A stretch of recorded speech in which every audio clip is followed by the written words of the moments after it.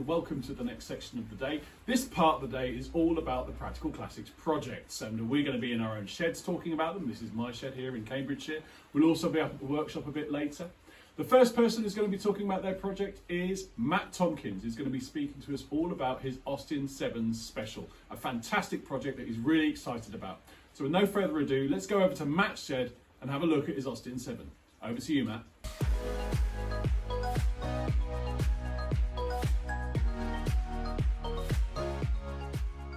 Hello! So, what a year it's been. This time last year I was sharing with you the first start of my Morris Marina project, the supercharged 1275 midget engine in there, absolutely roared into life at the virtual show. I can't wait as the curtain of lockdown lifts to be getting back out on the road in that car and putting on the test miles. It really does put a smile on your face. For the last 12 months, with the absence of being able to go anywhere, I've been busying myself both here in the Practical Classics workshop and at home in my shed with two big projects that I've had on the go. First off, I've got this. It's my 1968 Mini Estate. I saved this from a garage where it had sat since 1977. A couple of years ago, in fact, it was on the Carroll Nash barn find stand at the NEC as part of the Practical Classics Classic Car and Restoration Show with Discovery. The car's only got 42,000 miles on the clock. It really is a survivor car. When I haven't been here in the Practical Classics workshop working on the Mini, I've been at home, tinkering away in my shed on another project that's very close to my heart.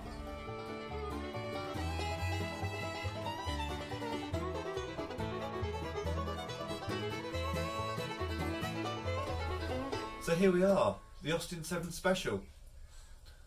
I've wanted to build an Austin 7 Special for a really long time, and my dad's wanted to be part of a build as well, for as long as I can remember. It's a brilliant project for us to be doing together. My dad's an art director in the film industry, so he's really used to taking visual inspiration from existing items, be that a window, a castle, a car, a spaceship, and turning that into a working drawing, and then seeing that project through to fruition. So it's brilliant to have this sort of father-son project that we can both get stuck into. I've done a lot of work to this one already. I took the ruby body off. I've stripped the chassis down to every last bare component. The chassis I had shot blasted. I went through and made sure that all of the rivets were tight, and if they weren't, they were ground off, drilled out and replaced with nuts and bolts to make sure that the chassis is as strong as it would ever be. Every suspension component has been stripped, inspected, replaced if necessary, bushes replaced and restored. The springs have had a leaf taken out of all three of them, and overall the running gear now is pretty much as it's going to be. I've got new cables, new brake shoes. If this engine ran, I could actually drive the car. We've got a clutch, we've got brakes, we've got steering. So it's a really exciting position to be in, and now I'm just starting on the bodybuilding process. I've made a start here with the inner bulkhead, as you can see, and I've taken measurements off of a couple of long wheelbase Ulster replicas just so that we've got a known datum to start with. I'm hoping, really am hoping, that mechanically the car is going to be up and running in time for the vintage speed trials at Grimsthorpe Castle at the end of August. I'm keeping my fingers crossed, and I have put an entry in tentatively. I really hope I make that.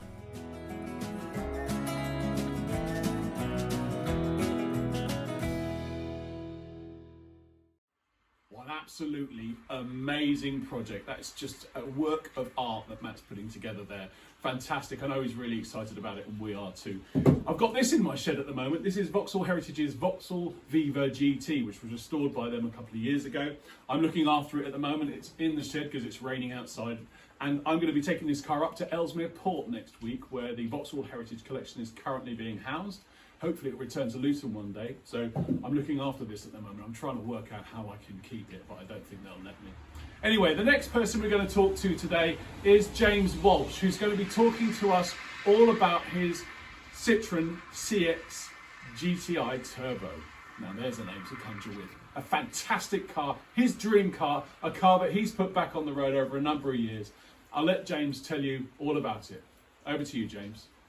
Thanks, Danny. Now, if you are lucky enough to have an inside space or a garage, chances are inside that garage or inside space is something quite special to you. And for me, inside my little garage here in a residential part of town, I have something incredibly special to me, a car that I've wanted all my life. I still can't quite believe that it's right here in my garage and finished.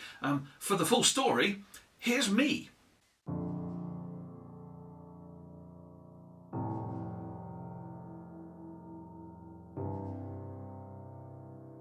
They say you should never meet your heroes, but in 2018, I met mine. I was 7 years old when my dad took me to the 1984 NEC International Motor Show. Once there, in Hall 3, I clapped eyes on the most exciting thing I'd ever seen. It was Citroën's newly launched CX GTI Turbo.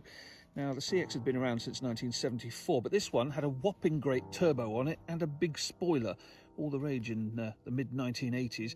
They only sold 150 of them here, so with just a tiny handful of survivors, the chances of ever owning one would be slim. But 3 years ago, the phone rang. A gentleman in Aberdeen had tucked his away in his garage in the late 1990s, and it had sat there ever since. Within days, we were on our way to Scotland with a trailer, and a day was spent gently waking the car up. Bit by bit, the car came back to life.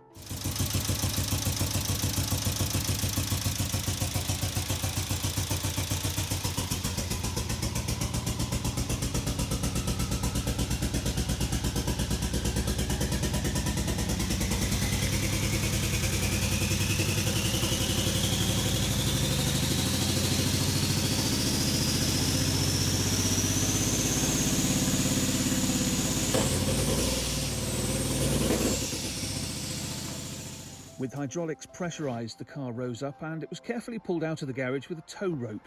Rotten in places, but thankfully it wasn't a complete basket case. The next 2 years were spent sourcing obsolete parts, not at all easy when pretty much everything is unavailable.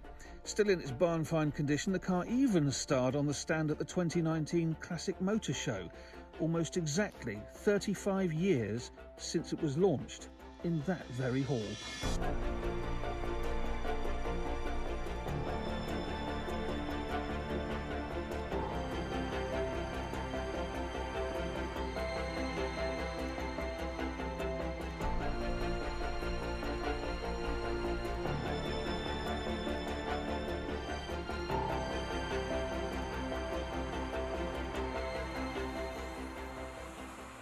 What an absolutely amazing project, fantastic, and I'm so pleased for James that he's got his dream car on the road and driving. He's loving it now. It's brilliant. That's what it's all about. Now, this is my dream car, a Jensen Interceptor. It's a Jensen Interceptor 2, which I found 10 years ago now and spent 8 years restoring, putting back on the road. Haven't used it enough. I will be using it more later this year, I promise. Once we come out of lockdown, this car's going to go back on the road. I had to have it because when I was a kid and used to play top trumps, if you had a Jensen Interceptor in your hand, you always won. Because it's got the biggest of everything, apart from miles per gallon. But you don't want to talk about that. So, the Jensen Interceptor is my dream car. It's the project that I spent most of my time on when I was on the magazine for the first 8 years or so. But now I have other projects in hand. And I'm going to go straight to the work. I'm going to walk out the screen right now and I'm going to walk straight into the workshop. You watch, it will work. And I'll introduce you to the project that I'm working on right now. Watch this. Right, hello again. You might have seen it before in the magazine, but this is my 1971 Morris Marina Coupe Super 1.3 project. I found it in a garage down in Bristol. The Morris Marina means something to me because it was the first car I ever owned. In fact, I owned 3 in a row. I had a Mark III and then 2 Mark IIs. I bought them for about 80 quid each, fixed them up myself, drove them, enjoyed them, and they were my cheap transport of the era. And of course, because of that, there's a lot of nostalgia for me around these cars. So when Top Gear started dropping pianos on them, I wasn't best pleased, I have to be honest. However, our readers love them, and one of our readers phoned me up a few months ago and said, Danny, I've got one in the garage. I bought it in 1979. I had it put away in a garage in 1989, and I've always promised myself that I'd restore it, but I have never got round to it. So he called me, we did a deal, and I bought it back here. then I found out through the very excellent Morris Marina Owners Club and Ital register that this car was the second oldest production coupe that they know about. It was built in April 1971, 50 years ago, this year. So, as a 50th anniversary project, I don't think I could have found anything better. Anyway, we got stuck in. Clive Jefferson and I, Clive working hard on the bodywork, he's doing the sexy welding, I'm doing the stuff you can't see. And we bought panels, we got stuck into some of the serious rust that was around and on the floors and in the bulkhead, and we also started de-scabbing it as well. I'm going to show you around some of the more difficult areas of this car just to show you what we've been up against. But right now, it's very close to being ready for going away for paint. It's really exciting.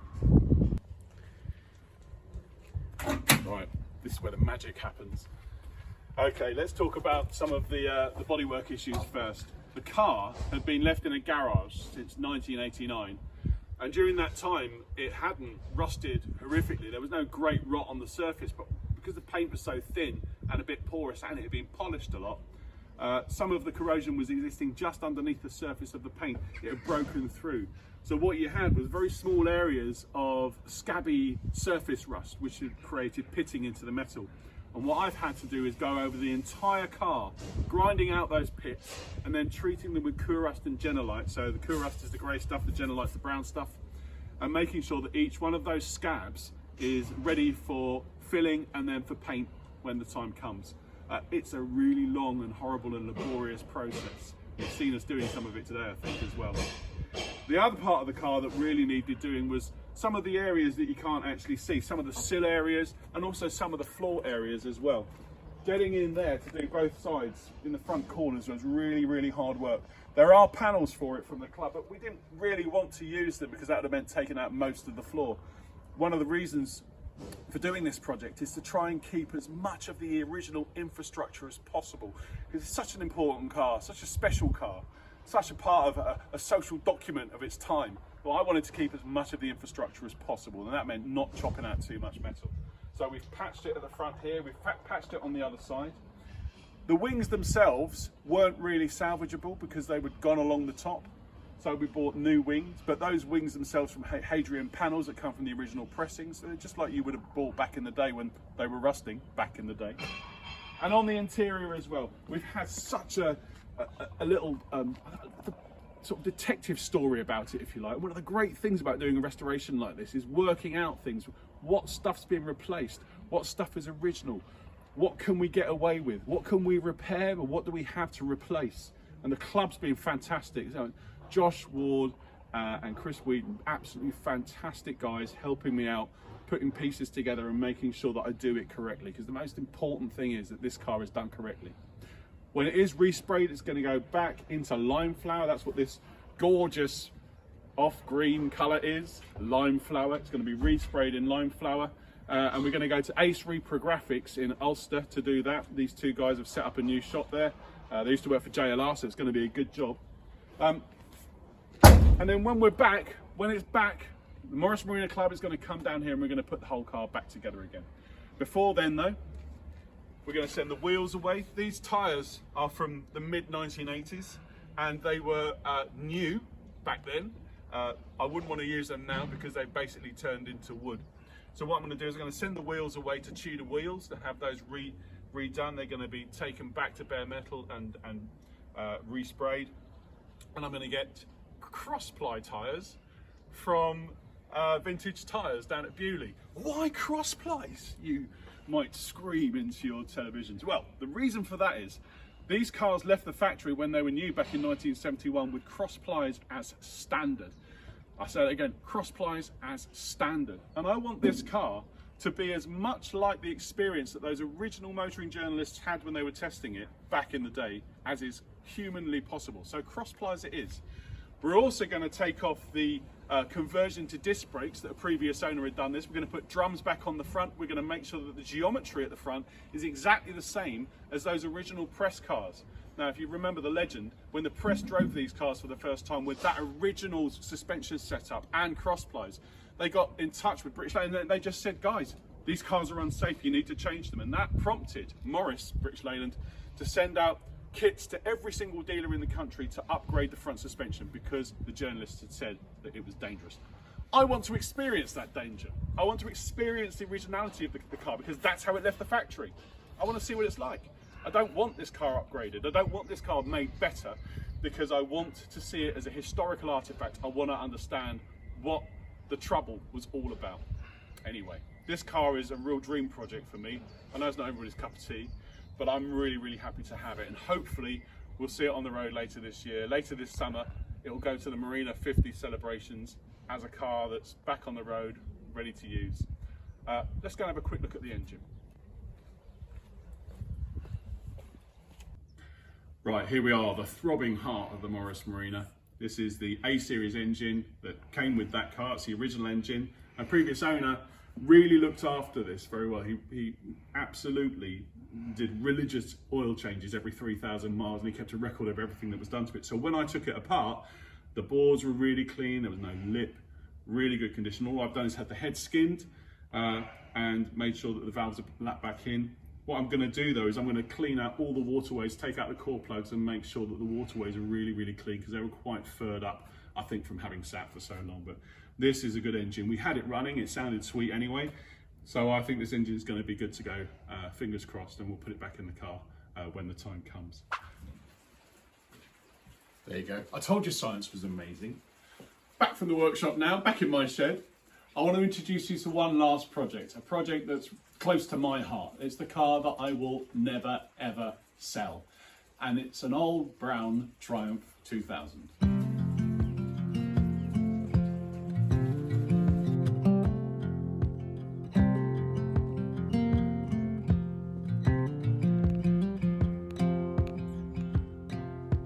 Hello, my name is Hopkins, and I'm editor of Practical Classics magazine, and this is a very special Triumph 2000.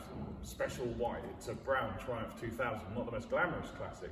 However, to me, it's probably the most important car in the world. It's been in my family since new. It was bought new from Joseph's in Reading by my grandfather in 1972. And it's also the first car that I can remember travelling in as a little kid. So this car has always been very special to me. It was incredibly glamorous because it was a new car. My dad was knocking about in an old Ford Popular at the time. So when he got it, it was extremely exciting, obviously, and we go down to Reading and see my grandparents, and this car would be pride of place on the drive.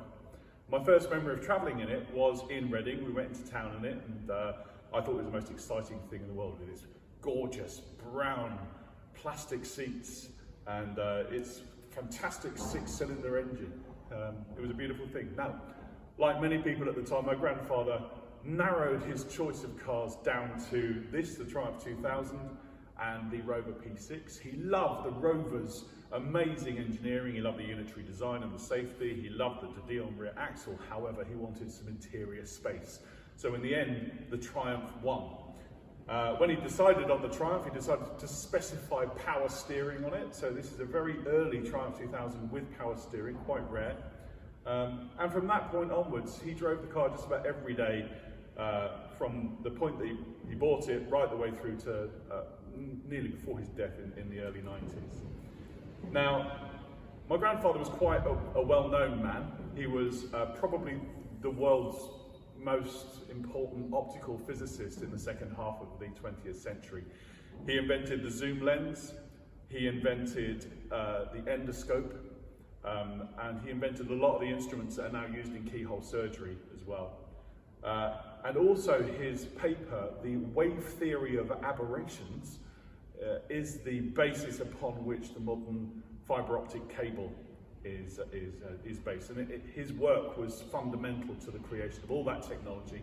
He was nominated for a Nobel Prize twice, and his work through his life has probably saved the lives of millions and millions of people, at least prolonged them. So this car is not just part of my family, it's sort of part of medical history and the history of science and invention in the UK.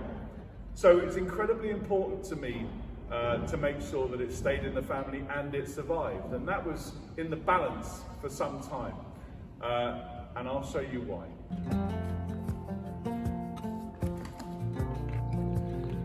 So the reason why it didn't make it, or nearly didn't make it, is plain to see on the passenger seat just there. Because after my grandfather died, the car went to my grandmother to use for a while, and then she passed it on to my auntie, who used it until the clutch went, and then she parked it up in that garage, and there it lived for another 18 years until one day I managed to persuade her to let me have a go at restoring it. And it had to happen then, because as you can see, if it hadn't, the car was probably going to be too far gone to do. So I took it away, and we worked on it for 3 years at Practical Classics and eventually restored it, full respray. And then I took it back to see my grandma, and she was so happy to see it again, but she wasn't best pleased with the seats, because as you can see, I've put Alpha 156 seats in, and I've also put a slightly smaller steering wheel on it as well, along with the Cosmic alloys that you can see on the outside. So there's some subtle changes, along with a few changes under the bonnet too. And she was really pleased that we'd restored the car, but she wasn't best pleased that we'd changed it. And I made sure that she knew that I have all the original components ready to fit back on at a moment's notice, so she was okay with that. But she sat in it, and she relived some fond memories, which is really great. What these cars are all about, isn't it? It's not just a piece of metal, it's an emotional piece of history, and particularly with this car, it's a piece of my family history. Now, something that you might have noticed, I don't know if you've seen that so far, but the headlining's a bit dirty, and that is pipe smoke stain. It's nicotine stain, which isn't particularly lovely, and it's something that I thought of changing, but not yet, because I have to tell you that on a summer's day, when I open the door to this car for the first time, I can smell my grandfather's pipe smoke, and that is, I know it may sound a bit morbid, but it's a real memory of him, because he was a proper pipe smoker, as so many were back in that day. And he used to smoke a pipe on the way to Reading University in the morning and on the way back in the evening. And over the years, it stained that headlining, and I think I'm going to keep it that way for a while longer at least, because it's a memory of him. I remember travelling up to the Norfolk Broads in this car when I was a little kid to go sailing, and him and my grandma Christine smoking a pipe on the way up, and that's why the headlining looks like that. It's kind of part of the car's story, so I think I'm going to keep it for a while. Anyway, it was restored. I took it back to see my grandma, and she's sadly passed on now, but I'm so glad she managed to see it. I've done a couple of rallies in it as well. I went on the Club Triumph 10 Countries run. The car was prepared by Dale at Moordale Motors, and it's one of the reasons why it's running so well now. I'll just pop the bonnet so we can have a look. A few subtler mods to make sure that we made it, and it's a fabulous car to drive, I have to say. I like the 2000 rather than the 2.5, which has got a longer stroke. It revs really nicely, it revs well. And despite still having the twin Strombergs, it's got electronic ignition. There's a few relays being put in there, it's uprated, alternator. It's a car which I can jump into and drive whenever I want to, which is fantastic. It's not a concourse car, never intended to be. It's intended to be a car to use, as my grandfather did.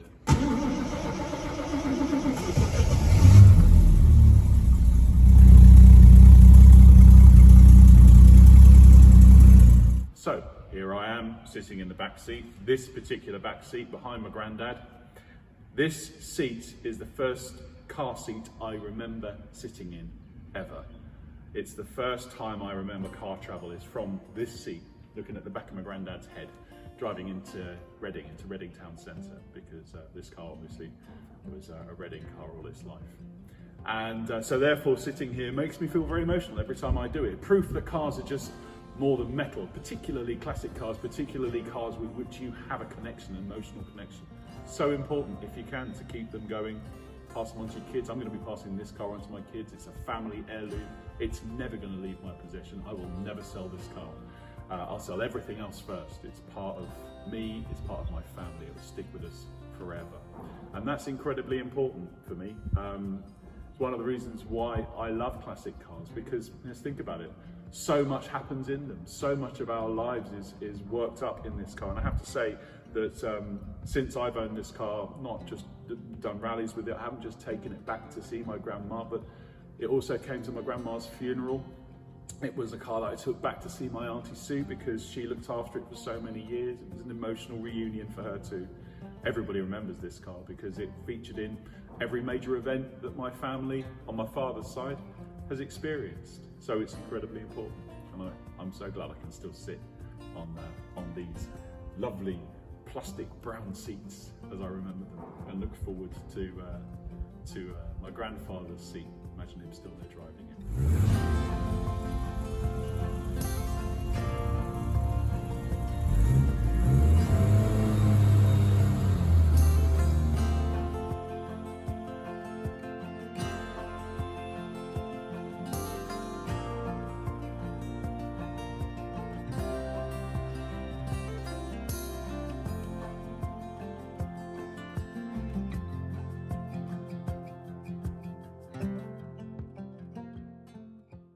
Well, thanks very much indeed for sticking with us and sharing some of our projects, a little secret behind the scenes glimpse at the things we're getting up to at the moment. We love talking about them, we love working on them, we love writing about them every single issue of Practical Classics as well. That's where you can see them in Staff Car Sagas. So, plenty more to come today. Stick with us and we'll see you in a bit.